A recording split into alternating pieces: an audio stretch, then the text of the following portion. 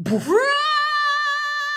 know, it's the hood, and you know what the hood is like. Woo! I ran.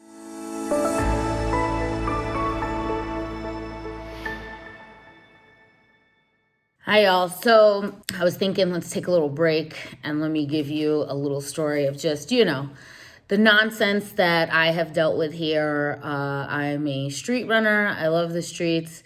I love a good adventure. I love a good story. But sometimes, your girl out here doing reckless things, and not reckless, but just doing the most, trying to get the most. And so let me run into it. So when I first got out here, I had to become a Kenyan citizen. The Kenyan constitution has been amended to allow for dual citizenship. This was not historically the way in which things were done. When the British were leaving, most people were given the option of either taking a British passport or a Kenyan passport. And for a very long time, whatever that passport was, that's what you had. They have recently, like I said, they have changed the rules. And now the ruling is a child of a Kenyan citizen is also considered a Kenyan citizen. So I was able to obtain my Kenyan citizenship visa, this new caveat that has been amended in the Constitution. As a little side note, those guys in the consulate office in New York, the Kenyan consulate office in New York, you guys are jerks. You guys suck. Just as a side note, I had originally gone there for them to help me get my Kenyan citizenship. And one of the officers was like, yeah, but your dad's not a Kenyan. So if your father's not a Kenyan, how can you be a Kenyan? And the last time I checked, you can only have kids if there's both a mom and a father, right? So if the Kenyan constitution says a parent, then that parent can either be a lady or a man. So anyways, you suck, and I got my stuff here. Thanks a lot. In fact, that's what he had said to me. He was like, if you don't like it, you can go to Kenya and go and do it. Sawa, sawa. So here I am. I got it done.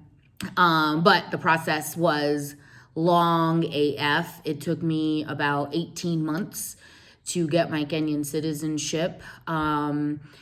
Here, especially when they hear your accent, they think you're gonna just be, coming in with boatloads of cash and just willing to bribe and pay everybody. I didn't do that. So it did take me a long time, but here I am, and I do have legal status in the city. But to give you guys this little story, so one thing that you're gonna learn out here, which is super obnoxious, is that nothing is in just one place, right? Like, you gotta go, these guys will run you ragged. You will be all over this city to get stuff that in the States, usually you can just hop online, click, clickety click, add some documents, pay your stuff, and you're good to go. Not here. These guys are gonna run you through the ringer. They're gonna put you all over the place, and it's just super annoying, right? So I had gone to one of these offices because I was in the process of getting my paperwork done to get my citizenship. And one of the requirements that they had was I had to have, as I said, I was born in Poland, in Krakow, and my birth certificate is in Polish. I had to register my Polish birth certificate in Kenya, and they redesignated it as a Kenyan born citizen outside of the country or whatever it is, but it had to be inputted into their system, right? So you can't just go to Nyayo House, which is the immigration building office here in Central Business District in CBD.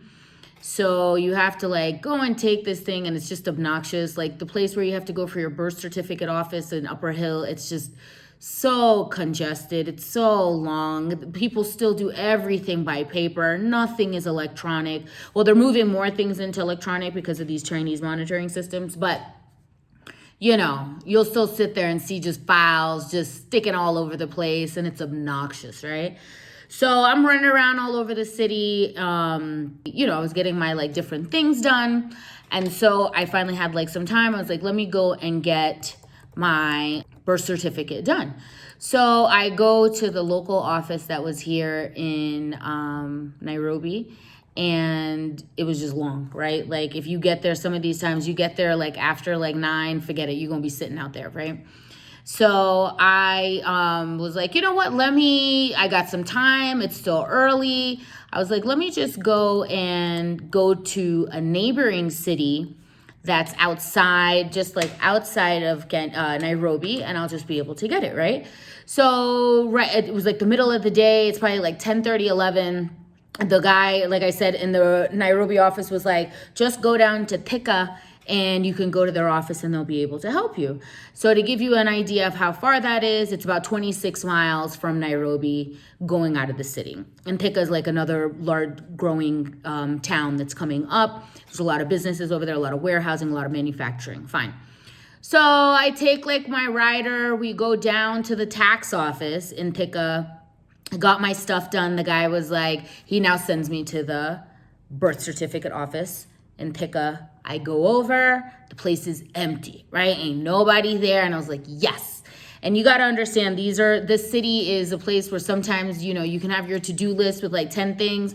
You'll be lucky if you get like 3 things done, because this traffic is wild, right? Like sometimes it's like you sitting out here for hours and you might as well just go sit at a happy hour and get you a couple of drinks before you got to go and sit in these cars and go. So I was excited. I went down there. I was like, it's empty. I was like, yeah, that's what's up. So I go to the birth certificate. I'm like, I got all my papers. I'm like, ooh, boom, boom, boom. We're going to get this done. Get to the front of the line. And my man's was like, oh, you need this one paper. And I was like, are you kidding me? He's like, yeah. But if you bring it to me right now, I'll do it right now. So I was like, all right, straight. I looked at my driver and I was like, look, we got time. There's no traffic. Let's just ride back to Nairobi. I'll grab the paper real quick and then we'll drive back to Thika, right? So we leave Thika, we get to Nairobi, we get up here like in no time, right? Because there's no traffic. Get back over here, grab my papers, jump back into the car. So now we're going back to Thika. And we're like halfway there, and we're kind of in the middle in this area called Githurai. And the Githurai is like, it's the hood, okay? It's the hood.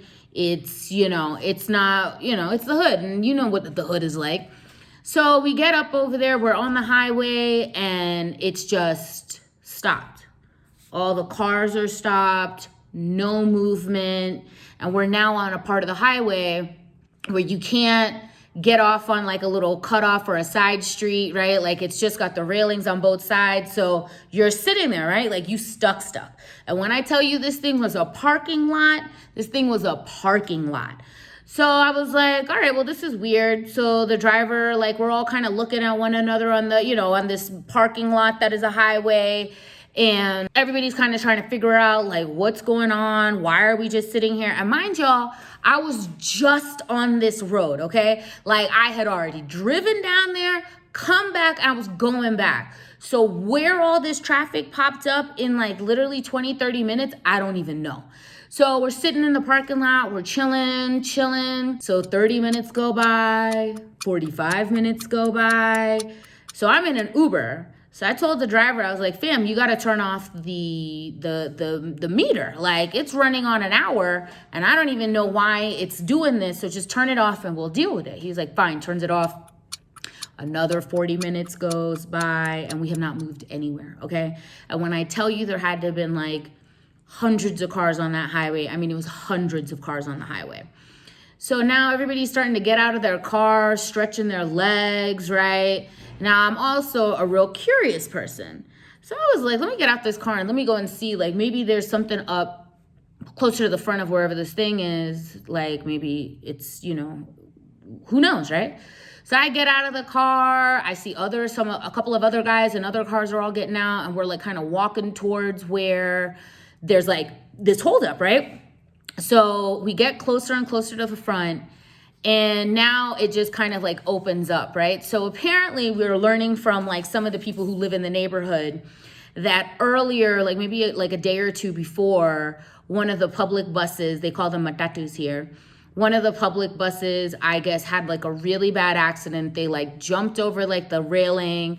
That thing went head first into a big old ditch and everybody inside of that matatu died. Like everybody was dead, done. And people in the neighborhood were real pissed that the police weren't coming to investigate. Nobody was coming to investigate because it was in the hood. And, generally poor people are the last people that anybody ever cares about, right? So now when we get up to the front, now you can kind of see. So what's happened is there is a huge, there's a barrier on one side where all the cars that were coming towards Nairobi were stopped and they were just backed up in a parking lot. And then there was all of us who were coming from Nairobi to Thika who were just barricaded and stuck. And in the middle, it was just filled with people. And when I tell y'all filled with people, it must have been about 1,000, 1,500 people. You could see where the accident was. You could see where the matatu was still stuck inside the ditch and it was just jacked up. People were just filling and you could kind of start to feel the tension because now more and more people are showing up. Now some of the cops are coming, right? And you can start feeling the tension. The locals are really they were pissed, right? You could hear a lot. My Swahili speaking and understanding is so. And I can't really understand if they're talking too fast, I can't understand. And if it's a lot of slang and local words, I don't really get it. So you could just feel it, right? And any of y'all who have ever been in just one of these situations, right? Where it's you could feel that tension, right? Out of nowhere. Woo, out of nowhere, right? So we all over here looking, watching, seeing what's going on.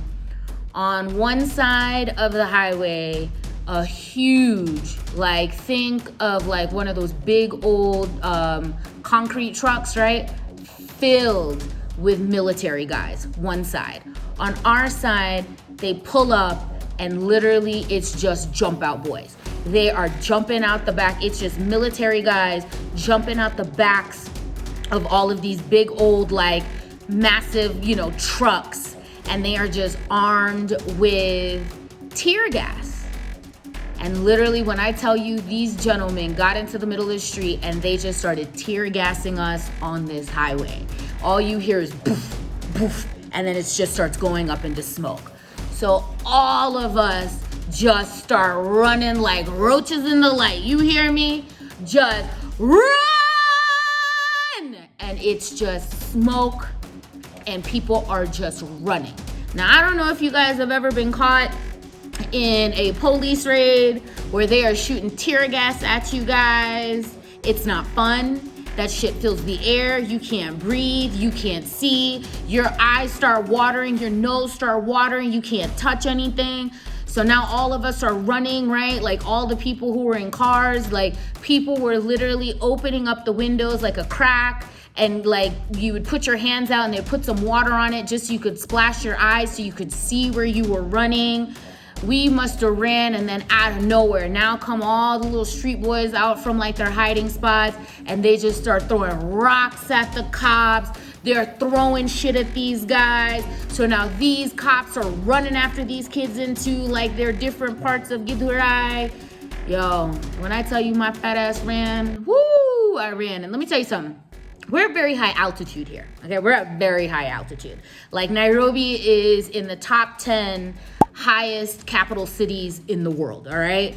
And I don't know if you've ever tried to run when you got fear on you, you got gas thrown at you, and now you're in high altitude and you can't even breathe. Woo, when I tell you I ran, I'm telling you, my mom wasn't there, and I know if she would have been there, she would have been even more scared. Anyways, we ran back to the cars. The cops started moving all the cars, get going. So now imagine we all run into the cars because now all the cars are moving because the cops are getting everything to start flowing because they've dispersed the whole crowd. Everybody's moving. People are still running back to their cars. And now, because the cars are going, now remember the guys on the side were throwing rocks and they're burning tires and they're throwing them onto the highway. So now you're playing frog Tetris on the highway, trying to not get hit by the kids with the rocks thrown at you and not to get tires getting in the middle of your road to get out of where you were going. Anyways, y'all, that was my first and last time of trying to be cute and trying to avoid sitting in a line because of how long it was. Because out in these streets, you don't know what's going to happen. You don't know how shit's going to go down. And that, ladies and gentlemen, was the first and last time that I tried to get around all that. I did end up getting back down to the office. The guy did end up getting my work done for me. and then I ended up going home. So it wasn't all a total loss. And, you got a little story out of it that I got gassed on the highway outside of a slum. How exciting. Anyways, that was just a little story time to let y'all know, y'all might get into something. My name's Rita Mavunda. I am out here living the life and building the dream, and I am here to help you do the very same. Thanks. Bye.